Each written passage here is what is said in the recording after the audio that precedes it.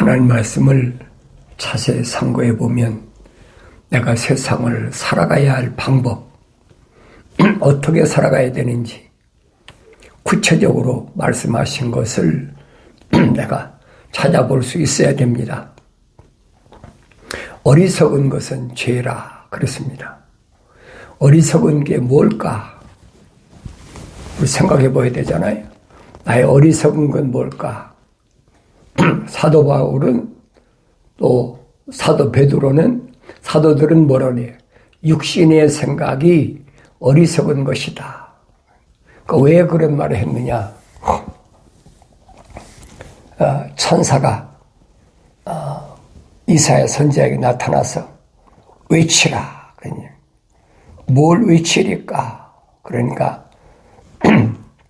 모든 육체는 들의 풀과 같고 풀의 영광은 꽃이다. 풀도 마르고 꽃도 시들지만은 하나님 말씀은 영원하다. 언제? 귀에 영이 바람이 불면 그걸 깨닫는다는 거죠. 성령 받기 전에는 깨닫지 못해요. 내 육체가 들의 풀과 같다. 성경이 안 읽나요? 성경 읽고 또 읽어도 그걸 깨닫지 못해. 성경이니까 그렇게 기록했겠지. 성경을 안 믿는 거죠. 그러면서도 신앙생활한다고 큰 소리를 치고 있잖아요. 사도 베드로도 설명하잖아요.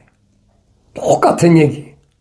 모든 육체는 들의 풀과 같고 풀의 영광은 꽃이다.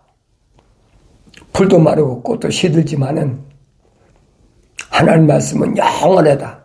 하나님 말씀의 약속과 명령들은 영원하다는 거예요.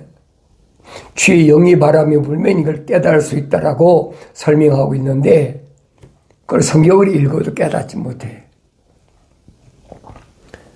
우리 주님도 2000년 전에 인간의 모습으로 똑같이 나와 여러분과 똑같이 인간의 모습으로 오셨잖아요. 그가 어떻게 오셨느냐? 마태복음, 누가복음 보면 자세히 설명해줬잖아요. 어떻게 세상에 오셨느냐? 하나님의 아들이 어떻게 세상에 오셨느냐? 요한복음에 보면은 또 뭐라고 합니까? 말씀이 육신에서 오셨다. 참빛이 유대인에게 자기 백성이 오셨다. 그렇게 기록하고 있잖아요. 하나님이 아들을 참빛을 왜 어두운 세상에 보내셨을까? 보내신 목적이 분명히 있잖아요. 모든 육체는 들의 풀과 같다고 그랬는데 들의 풀처럼 인간의 육신을 입고 세상에 하나님의 아들을 보내신 목적이 뭐냐는 거예요. 그 성경을 내가 읽지 않고 또 성경을 읽어도 하나님의 책망을 듣고 돌이켜서 성령과 같지 못하면 깨달을 수가 없어요. 2000년 전이나 지금이나 똑같아요. 언어와 민족과 방백과 족속, 내가 어느 민족에 속해든 어떤 언어를 사용하든 어느 백성에 속해든 그게 문제가 아니에요. 왜? 하나님께서는 하나님의 계획하신 그 큰 거룩한 그림은 계속 진행되고 있습니다. 이걸 내가 올바로 아는 것이 뭐냐? 사람들이 유일하신 참 하나님 아버지를 아는 거예요. 대충 아는 것이 아니에요. 자세히 보라는 거예요. 자세히 보야 내가 누군지를 깨닫는다는 거예요. 그 내가 어떤 길을 가야 될지 그걸 깨닫게 된다는 거예요. 근데 우리는 내가 하나님 말씀 읽기보다는 다른 사람이 하는 얘기만 가지고 또 내가 성령 받지 못했을 때 잘못 깨닫고 있는 그것만 가지고 계속 얘기를 하고 있잖아요. 그건 아니라는 거예요. 하나님 아버지께서는 나에게 내 아들아, 내 말을 네 마음판에 간직하고 기록하고 새기라는 거예요. 거룩한 백성에게 하나님 명령하신 것은 다른 것이 아니에요. 하나님 아버지의 명령이 계명이잖아요. 계명을 어디다?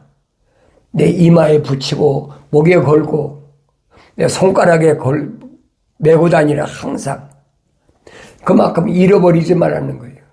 내 생각할 때 또 내 목숨을 바쳤을 때까지 하나님의 말씀 무엇을 하든지 네 손으로 무엇을 하든지 항상 하나님의 명령이 무언가를 기억하는, 그게 뭐예요? 계명이잖아요. 주님 말씀하시잖아요. 부자 청년에게 영생을 얻으려면 계명을 지켜라. 계명이 뭘까? 되게 계명을 얘기하면 율법주의자라고 그래가지고, 그러니까 유대인들에게 주신 것이다 착각하지 말아요. 하나님의 아들이 유대인으로 오셨지 유럽 사람으로 오셨습니까? 어리석은 사람들이 거짓에 속아가지고 거룩한 백성에게 반드시 광야를 통과할 때 너는 계명을 잊지 말아야 된다는 거예요. 계명에서 나온 뭡니까? 시행령이 뭐예요? 613가지 율법이잖아요. 어느 때나 계명을 무시하면 그럼 멸망당한다고 그랬어요. 하나님 말씀은 바뀔 수가 없어요. 계명의 하위법이 율법인데 이스라엘 백성에 주신 그 율법을 어떻게 지키느냐? 어떻게 613가지를 맨날 지키겠습니까? 또 1년에 한 번 10월 10일 날 속죄일을 정해놓고 대제사장이, 여러분 출애굽기 민수기 읽어보세요. 옴님과 둠니라 이스라엘 백성들의 12지파를 쪽지에다가 보석을 다 달고 그리고 지성소에 가서 죄를 용서를 고하잖아요. 그런데 1년에 한 번이야. 그런데 그 죄를 사함받고 돌아서서 12지파가 또 다음에 7월 10일까지 죄를 안 짓고 삽니까?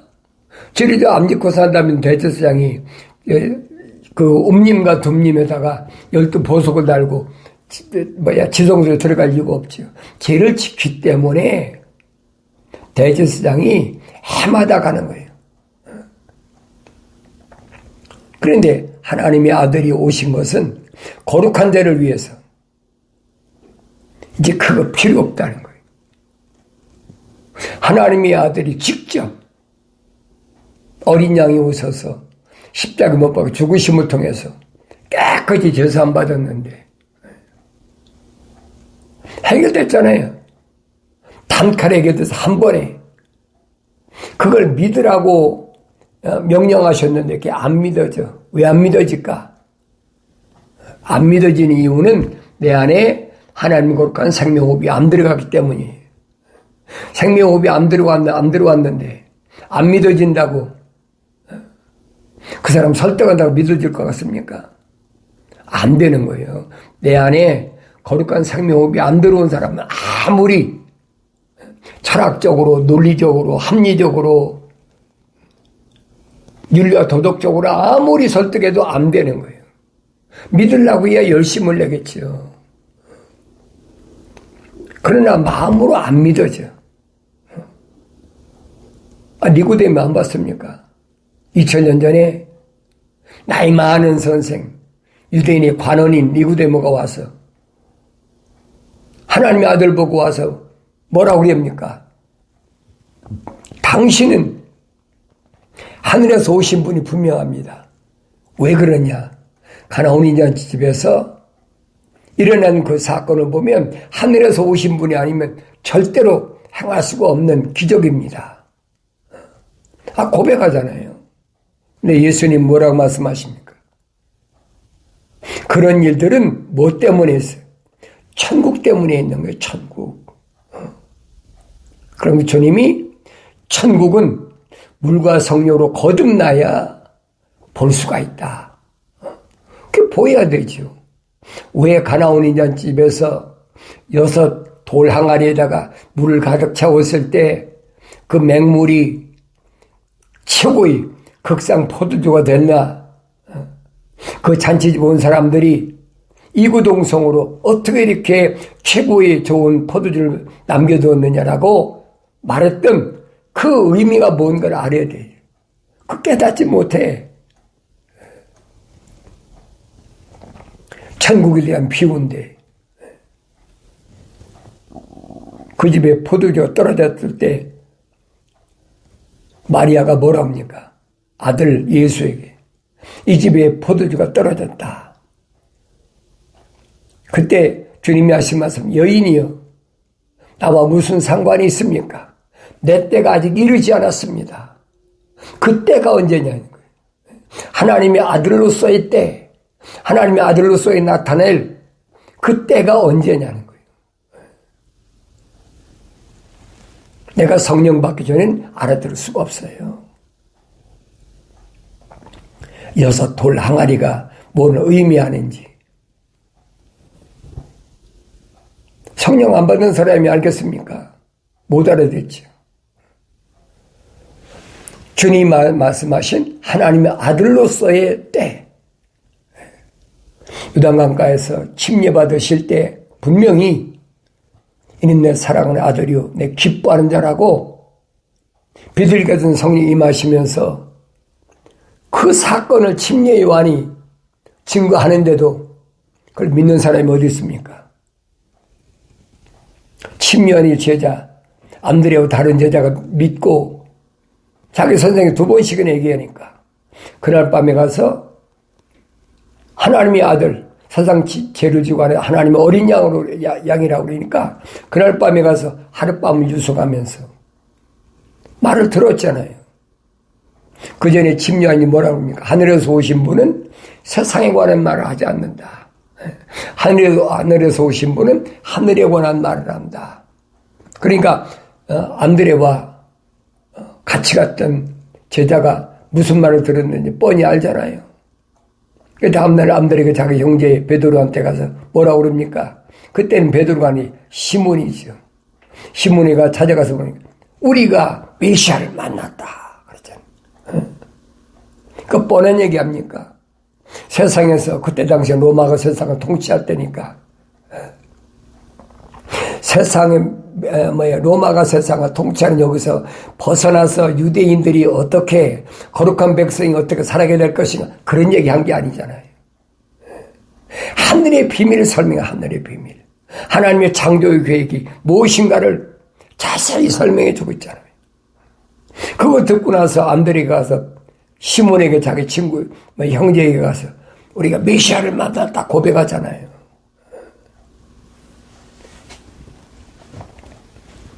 오늘 내가 하나님 말씀을 상고하면서 이 주님이 하신 말씀은 선자들이 하신 말씀에서 벗어난 것이 하나도 없어요.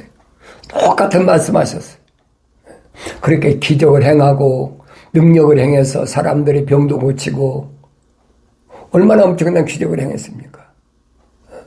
그러니 그걸 보고 유대인이 관원이며 선생의 나이 많은 니고데모가 와서 당신 하늘에서 보던 하나님의 아들이라는 사실을 입으로 시인하지만 사실은 그건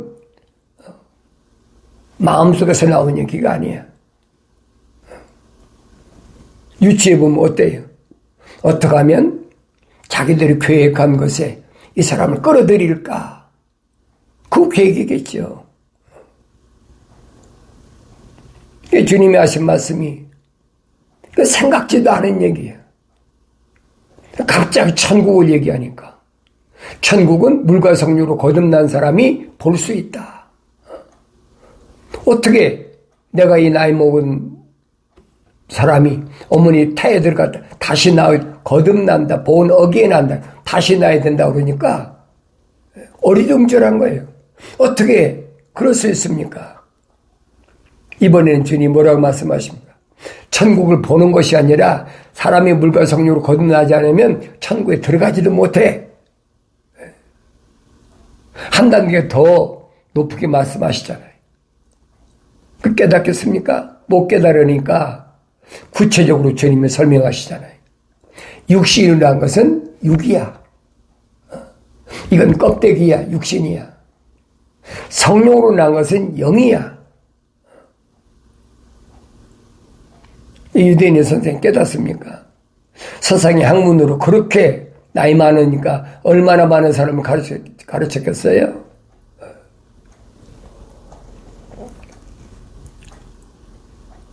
주님이 이렇게 성령으로 난 사람은 바람이 임의로 불매 어디서 왔다 어디로 가는지 모르는 것처럼 바람이 어디서 불어서 어디로 가는지 어떻게 합니까? 알 수가 없죠. 성령으로 난 사람도 그렇다 그러니까 니고데모가 사람이 어떻게 그럴 수가 있습니까? 반발하잖아요. 조금 전만 해도 기적을 얘기하면서 당신은 하나님께로부터 온 게 틀림없습니다라고 얘기해놓고 이제는 또 뭐라고 가르쳐주니까 사람이 어떻게 그럴 수가 있습니까? 이게 육신에서 못 벗어나는 거예요. 자기 찾아온 목적이 분명하잖아요. 부자 청년이 영생을 찾으러 왔는데 이것 때문에 뭐 때문에 왔겠습니까? 선민 이스라엘 그들이 어떻게 하면 로마가 세상을 통치하는 여기 지배에서 벗어날 수 있을까? 그거밖에 없잖아요. 그러니까 폭동을 일으키고 계속 그 짓거리 얼마나 많이 했는데 복음서에 잘 기록되어 있잖아요.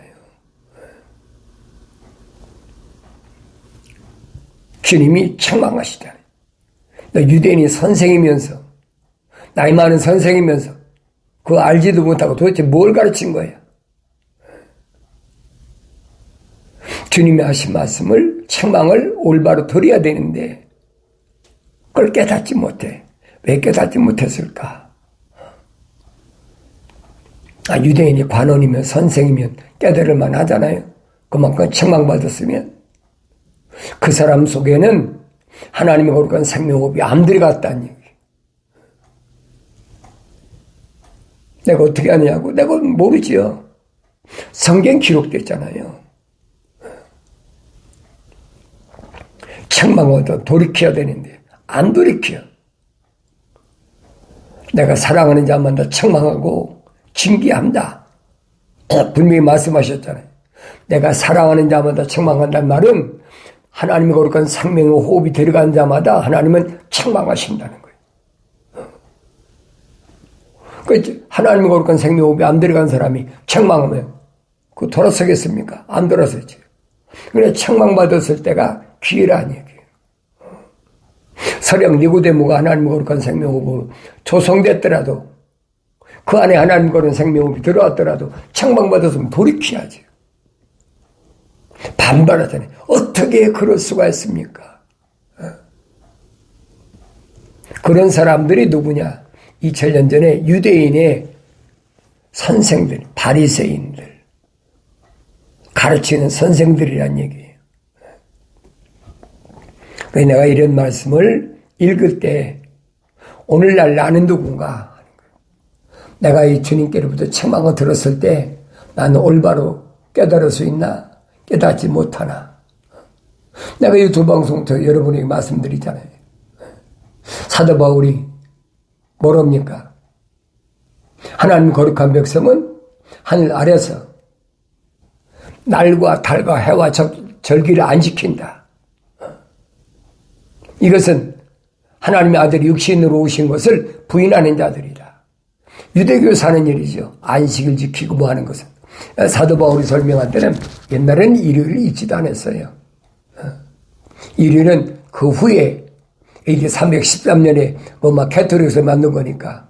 왜? 태양신 때문에. 그러니까 그때는 안식일만 지켰다. 그래도 사도 바울이 설명해 날과 달과 해와 절기를 지켜서는 안 된다는 거예요.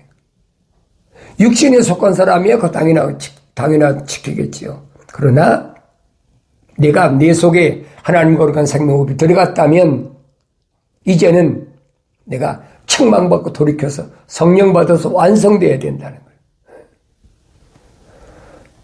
갈라디아 산간 지방을 2번씩이나 바울이 여행하면서 잃어버린 한 마리 양 때문에 생각해 보세요. 2000년 전에 무슨 교통수단이 있다고 그 갈라디아 지역, 산간 지역을 2번씩이나 갔겠습니까? 거기 하나님의 거룩한 생명이 호흡으로 조성된 사람들이 있기 때문에 강도 위협이나 뭐 도둑의 위협이나 여러 가지 위협이 따라도 2번씩이나 찾아갔는데 바울이 있을 때는 그때는 그저 사도 바울이 설명하잖아요. 너희 오른 눈이라도 한쪽 빼줄 만큼 그렇게 나한테 내 말이 적극적이더니 내가 떠나고 나니까 그렇게 헌시장 버리냐? 어떻게 그럴 수가 있느냐? 성령 받지 못하면 그렇다는 거예요. 성령 받지 못하면 요즘 말하면 귀가 얇고 하나님 말씀을 귀하로 묵상하면서 베레아 사람처럼 그게 그런가요? 매일마다 말씀과 기도로 거룩해져야 되는데 그게 아니야. 하나님 여기 목숨을 걸고 방문했을 때는 그 기가 막히지요. 그 산간지역을 찾아왔는데 그 사도 바울이 그러잖아요. 내가 떠난 후에 다른 것들이 와서 뭐 유대인이 찾아왔겠지요. 어떻게 다른 예수를 전하느냐. 다른 예수가 어디 있어요? 사도 바울은 부활하신 예수님 직접 만났는데 바울이 그래. 내가 만난 예수 하나님의 아들 그분을 전했다는 거예요. 그런데 내가 만난 예수 말고 다른 예수가 있어? 그렇다면 하늘에서 온 천사라도 저주를 받으라고 그러잖아요. 하나님의 아들이 오셔서 약속하신 성령, 다른 영, 성령은 한 분밖에 없는데 다른 영을 전하고 있어. 그건 뭐예요? 루시퍼지. 사도 바울이 뭐라고 밝힙니까? 루시퍼, 광명한 천사로, 빛의 천사로 가장하는 거. 그거 있다는 거예요. 그러니까 어린 자녀들 성장하지 못했을 땐 홀딱 속아 넘어가죠. 그러니까 속지 말라는 거예요. 이런 일은 2000년 전에 있는 게 아닙니다. 오늘날은 더 많아요. 하늘 아래 꽉 찼잖아요.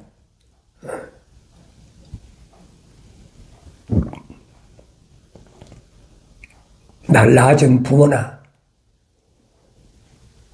또 형제 자매나 내가 난 자녀나 아내나 남편이나 똑같아요. 하나님의 거룩한 생명호흡이 들어오지 않은 사람은 자연인은 똑같아. 그러니까 혈통적인 것에 육신적인 것에 빠지지 말라는 얘기. 그러니까 얼마나 힘들겠어요.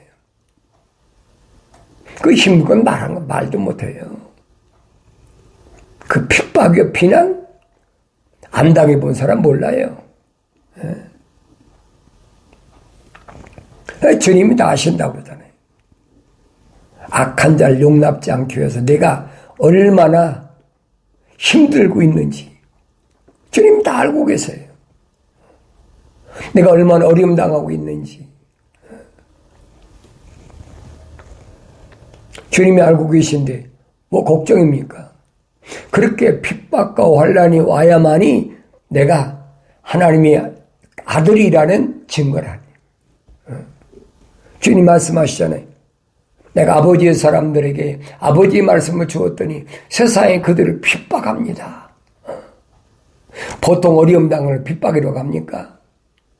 궁핍과 환난과 시련과 엄청난 어려움이 온다는 거지. 그러나 참고 인내하라는 견디라는 거예요. 자칭 사도로 하지만 아닌 자들 자기 스스로가 사도래. 성령 받지도 않았는데 주님이 세우지도 않으셨는데 자기가 사도래. 자기가 선지자래. 자기가 복음 전도자래. 자기가 목사고 자기 교사래. 피조물이 어떤 직분을 준 것을 그걸 가지고 그걸 광고하는 거예요. 주님 그러잖아요. 그건 거짓 것들이라는 것을 찾아내기 위해서 내가 땀을 흘리도록 열심히 노력해야 된다는 거예요. 내가 다 알고 있어. 네가 그러기 위해서 얼마나 어려움 당하는지. 주님이 알고 계신데 내가 그것 때문에 낙심하고 절망하고 좌절할 필요가 없잖아요. 주님이 말씀하시는 뭡니까? 처음 일을 행하라. 내가 하나님 거룩한 생명의 호흡으로 조성됐다면 처음 일을 행하라. 처음 일이 뭐예요? 흙으로 사람을 빚으시고 그 콧구멍에다 하나님이 생명의 호흡을 후 불어넣었을 때 리빙 소울, 하나의 살아있는 혼이 된 사람을 하나님 동산에 데려다 놨을 때 하나님 뭐라고 명령하셨는지 그게 처음 일이잖아요. 관리하고 지켜라. 네 마음을 관리하고 지켜. 하나님 명령이잖아요. 그 처음 일을 기억하라는 거예요. 그리고 행하라는 겁니다.